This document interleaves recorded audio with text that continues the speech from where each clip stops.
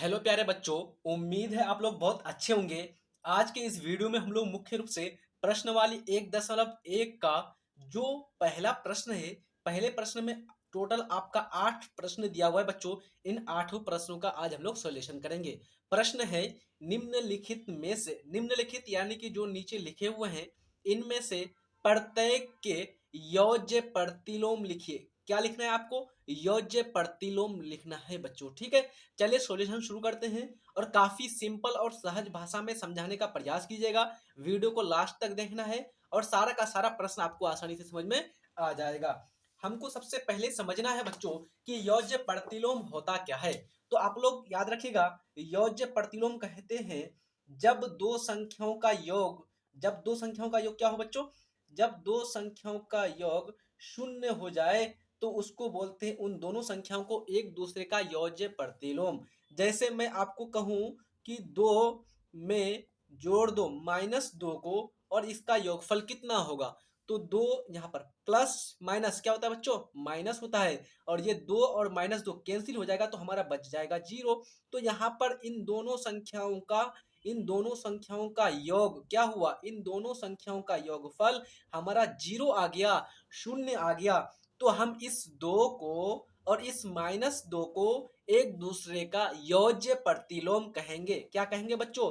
योज्य प्रतिलोम कहेंगे। इसी प्रकार से परिमेय संख्या यानी कि मान लीजिए पी बाई क्यू के रूप में हो कोई संख्या, जैसे 2/5। अब इसका अगर आपको पूछे इसका योज्य प्रतिलोम क्या होगा, तो यहाँ पर 2/5 में क्या जोड़ा जाए कि यहाँ पर हमको जो योगफल हो वो हमारा 0 हो जाए। तो यहाँ पर अगर 2/5 है बच्चों, तो हम इसमें क्या जोड़ेंगे? तो -2/5 अगर जोड़ेंगे सेम टू सेम, लेकिन यहाँ पर क्या होगा? माइनस अगर दे देंगे तो ये दोनों कैंसिल होकर 0 बचेगा हमारा ना।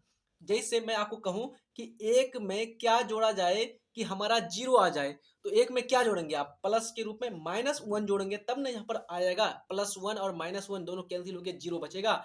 यानी कि जब भी आपको योज्य प्रतिलोम पूछेगा तो उस संख्या को क्या करना है बच्चों? सेम रख देना है, लेकिन उसका चिन्ह को बदल देंगे। जैसे मुझे 2 का योज्य प्रतिलोम पूछा गया था, मैंने क्या किया? 2 को रख दिया, लेकिन 2 के चिन्ह यहाँ पर प्लस था तो मैंने रख दिया माइनस। इसी प्रकार से 1 का योज्य प्रतिलोम क्या होगा? तो 1 यहाँ पर प्लस में है 1, तो इसका योज्य प्रतिलोम हो जाएगा -1। इसी प्रकार से 2/5 का कितना होगा? तो -2/5। और अगर आपको पूछेगा कि -3 का कितना होगा, तो -3 में कितना जोड़ेंगे कि हमारा 0 आ जाए? -3 में +3 जोड़ेंगे बच्चों, है ना।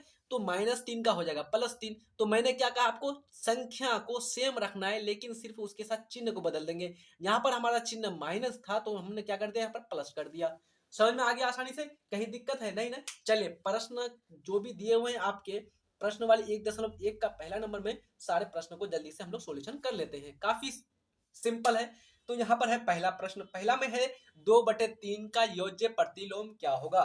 तो 2/3 का योज्य प्रतिलोम होगा बच्चों, मैंने कहा कि संख्या को जैसा है वैसा रख दो, सिर्फ इसके चिन्ह में परिवर्तन कर दो, वो उसका योज्य प्रतिलोम हो जाएगा। जैसे यहाँ पर चिन्ह में क्या है? प्लस है, कुछ नहीं है तो प्लस है। यानी यदि संख्या कोई लिखी हुई रहती है और वहां पर चिन्ह नहीं दर्शाया जाता है, मतलब कि वहां पर प्लस छुपा हुआ रहता है, इसलिए प्लस का क्या हो जाएगा? उल्टा यहाँ पर बदल देंगे, प्लस का हो जाएगा माइनस, और जब माइनस रहेगा तो वो हो जाएगा प्लस। तो 2/3 का योज्य प्रतिलोम कितना हो जाएगा? -2/3। चेक करके देखते हैं तो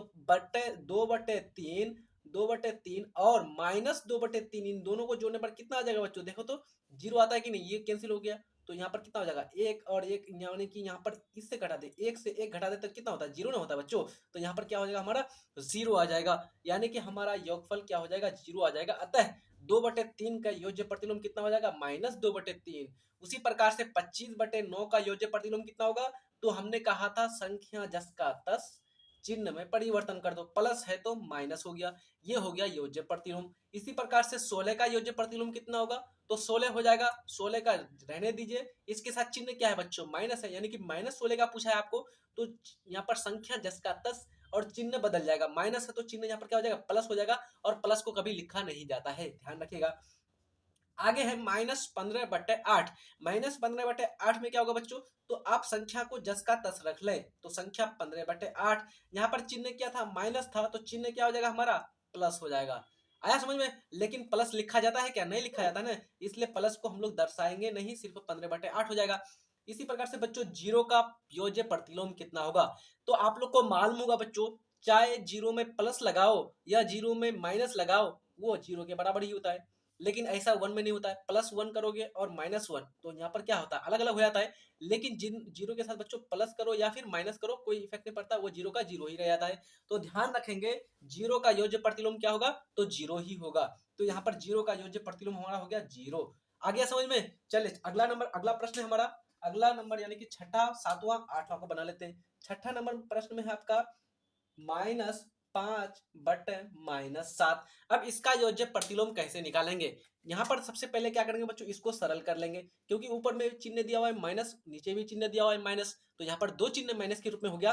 तो -5 को हम लिख सकते हैं क्या? -1 गुना 5, 5 एकम 5 हो जाएगा, 5 को 1 से गुना करेंगे तो 5 एकम 5 और माइनस का माइनस रह जाएगा, तो यहाँ पर हम लिख सकते हैं। उसी प्रकार से 7 को लिख सकते हैं क्या? -1 गुणे 7 लिख सकते हैं कि नहीं? 7 एकम 7 और माइनस आ जाएगा उसके साथ। ऐसा करने से बच्चों हमको फायदा क्या हुआ कि हमारा जो माइनस था वो कैंसिल हो गया, -1/-1 ये कैंसिल हो गया हमारा, और हमारा कितना बचेगा? तो संख्या बन गया 5/7। 5/7 हमारा हो गया ये संख्या। तो हमारा ये संख्या हो गया 5/7। इसका योज्य प्रतिलोम निकालना है, तो इसका योज्य प्रतिलोम कितना होगा बच्चों? तो मैंने कहा आपको संख्या जस का तस, चिन्ह में परिवर्तन कर दो। चिन्ह क्या था? प्लस था, तो चिन्ह हो जाएगा माइनस। आ गया समझ में? कोई दिक्कत है इसमें? नहीं है ना? चले, अगर नहीं होता ऐसे भी लिख सकते थे बच्चों। देखिए यहाँ पर हमारा -5/7 था ना, तो -5 का अगर चिन्ह में परिवर्तन करेंगे तो +5 हो जाएगा, और -7 का चिन्ह में परिवर्तन करेंगे तो क्या हो जाएगा? +7 हो जाएगा। ऐसे भी निकाल सकते थे, या यहाँ पर माइनस माइनस को ऐसे सीधा सीधा काट देते, ऐसे भी हो सकता था, है ना? तो किसी भी आप विधि से बना सकते हैं, कोई दिक्कत यहाँ पर नहीं है। बस सिर्फ यहाँ पर क्या होगा, चिन्ह को पलट देंगे, संख्या जस का तस रख देंगे।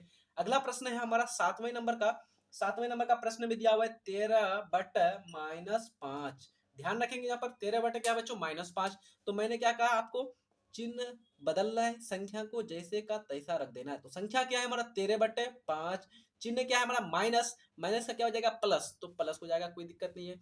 अगला है हमारा 8वें नंबर का। 8वें नंबर का प्रश्न है और ये अंतिम प्रश्न है बच्चों। अगर समझ में नहीं आ रहा है तो जल्दी से आप लोग कमेंट बॉक्स में कमेंट कीजिए कहाँ पर दिक्कत हो रहा है बच्चों, और अगर समझ में आ गया तो बहुत बढ़िया। जल्दी से चैनल को दूसरे को शेयर करना है, और वीडियो अच्छे लग रहे हैं, आप लोग लाइक नहीं करते बच्चों, लाइक करना भूल जाते, जल्दी से लाइक कीजिए। -2/15 का योज्य प्रतिलोम कितना होगा?